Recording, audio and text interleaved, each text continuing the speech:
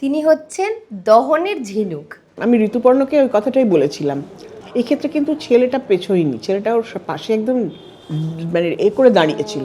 ওর প্রতি এটা অন্যায় হলো। সেই রাতে কি হয়েছিল? মেট্রো থেকে নেমেছি রবীন্দ্র সরোবর মেট্রো স্টেশনে। মেয়েটা বলল, দেখো ওরা কি করছে। যে ও বলেছে এটা, সঙ্গে সঙ্গে ছেলেগুলো মেয়েটার দিকে তেড়ে এসেছে। গিয়ে আমি শুধু ছুটে গিয়ে মেয়েটার অন্য হাতটা ধরেছিলাম।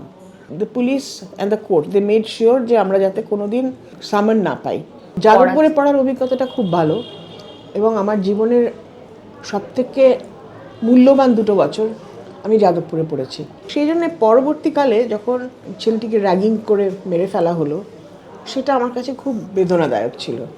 তোমাদের সময় হলে জানি না র্যাগ করা হতো কিনা, কিন্তু যদি র্যাগ করা হতো এবং তার যদি এরকম পরিণতি হতো, আর কেউ না দাঁড়াক, আমি রুখে দাঁড়াতাম।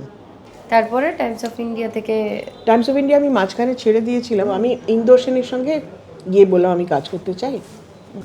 অসিত সেনের কাছ থেকে আমি প্রচুর টেকনিক শিখেছি, কিন্তু চিন্তাধারার দিক থেকে আমরা ভীষণ আলাদা ছিলাম।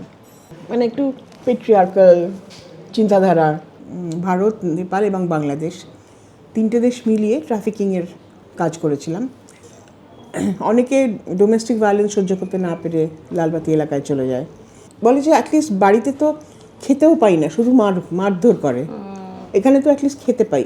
এই এখনকার দিনও যখন বলছে যে রাত 11টার পর কেন মেয়েটা বেরিয়েছে, তখন তোমার রাগ হয়নি?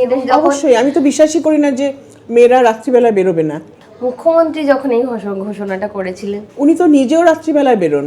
তাহলে উনি কেন উনি তো বলেছিলেন? সেটা হয়তো সেই মুহূর্তে কোনো কারণে বলেছিলেন, এবং আরও বেশি করে পিতৃতান্ত্রিক হয়ে যাচ্ছে সিরিয়ালগুলোর জন্য।